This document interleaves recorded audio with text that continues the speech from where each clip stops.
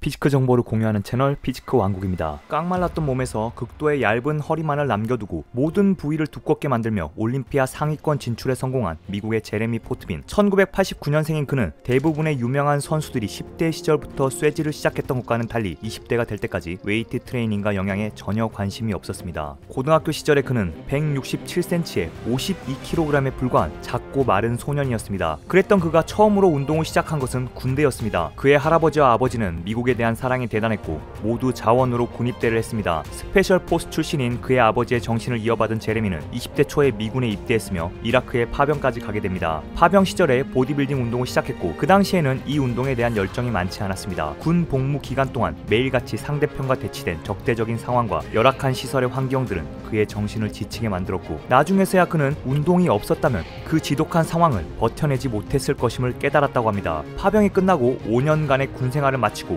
미국의 고향으로 돌아와 자신을 극한의 상황에서 버틸 수 있게 지켜주었던 보디빌딩을 본격적으로 시작하기로 마음먹었고 꾸준한 운동과 몸관리는 자연스럽게 시합 출전까지 이어졌습니다. 추후에 극한의 비율로 올림피아 무대에 등장해 많은 화제를 불러일으킬 그의 첫 무대의 서막은 2013년 6월 NPC 맥스 머슬이었습니다. 이 첫 시합에서의 성적은 체급 4위에 그쳤지만 이것은 다가올 11월 제이 커틀러 클래식을 더욱 채찍질하며 준비할 수 있는 계기가 되었고 결과적으로 제이 커틀러 클래식에서는 체급 1등뿐만 아니라 모든 체급 통합 오버롤을 차지하며 그의 이름을 처음으로 알리기 시작합니다. 자신의 가능성과 열정을 확신한 그는 다음 해인 2014년에는 SNS에 IFBB 프로에 대한 태그를 달기 시작하며 프로카드 획득에 대한 열망을 표현합니다. 프로카드를 향한 첫 도전은 2014년 5월에 열린 NPC 주니어 USA 챔피언십이었습니다. 프로카드가 걸려있음에도 23살 이하만 출전이 가능한 이 대회는 미국의 젊고 어린 루키들이 대거 출전합니다. 여기서 체급 3등을 기록하며 나쁘지 않은 프로카드 사냥의 첫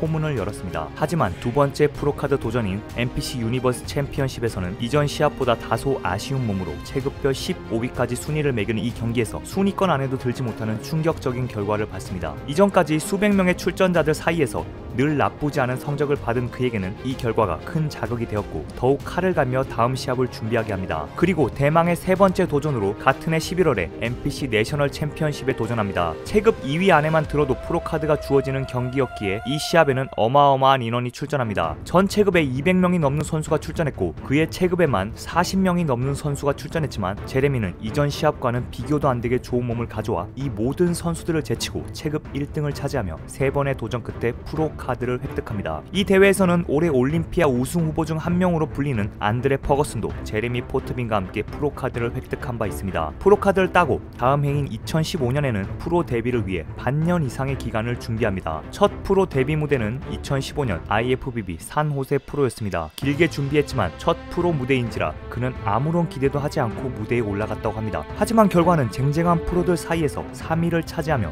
성공적인 첫 프로 무대를 장식합니다. 이 시합에서 심사위원들에게 사이즈에 대한 피드백을 받았고 그 피드백을 바탕으로 내년에는 꿈의 무대인 올림피아에 출전 자격을 얻을 때까지 프로전을 출전할 것이라는 뜻을 밝히고 2015년은 시즌을 접고 몸의 사이즈를 늘리는 데 집중합니다. 약 10개월간의 준비 끝에 다음 해 2016년 3월 IFBB 거버너스컵에 출전했고 첫 프로전 때보다 한 단계 올라간 2위의 순위로 마무리합니다. 올림피아를 향한 도전도 이제는 꿈이 아니었습니다. 곧바로 쉬지 않고 2주 뒤에 다음 프로전을 출전했고 바로 그 시합 IFBB 그랑프리에서 대망의 프로전 1위를 거머쥐며 2016년 올림피아 진출이 확정됩니다. 군인 출신인 그에게 가장 자신 있는 일은 인내와 끈기라고 합니다. 운동, 식단, 어느 것 하나 소홀히 하지 않고 인내와 끈기로 9월까지 훈련에 매진했고 세계 최고의 시합인 올림피아 무대에 첫 발을 띈 그는 놀랍게도 첫 발에 3위라는 엄청난 순위를 받아냅니다. 챔피언인 제레미 부엔디아와 같은 이름, 같은 필리핀 혼혈의 외모를 가진 덕에 제레미 대 제레미의 비교샷까지 퍼지며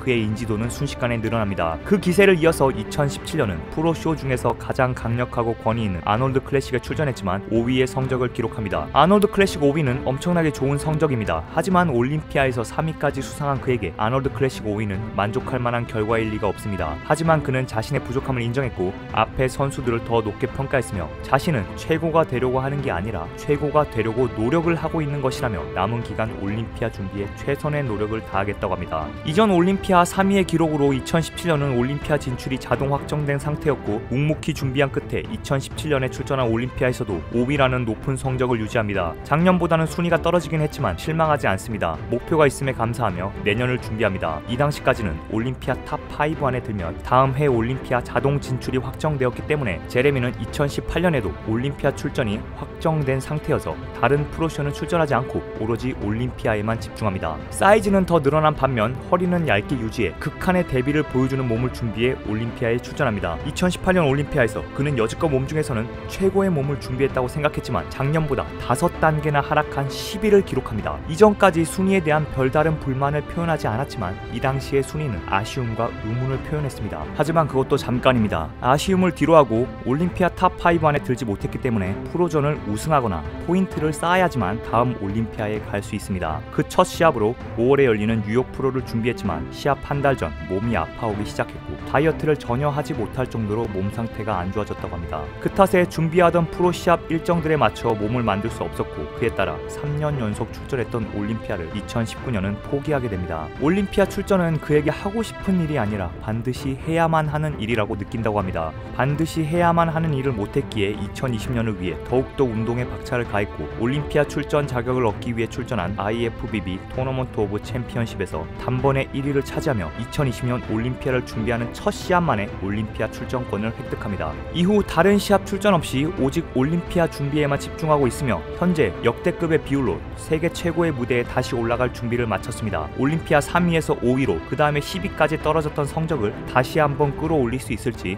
많은 팬들의 관심을 모으고 있습니다. 올해 2년 만에 무대에 돌아오는 그가 어떤 모습을 보여줄지 기대해봅니다. 시청 감사합니다.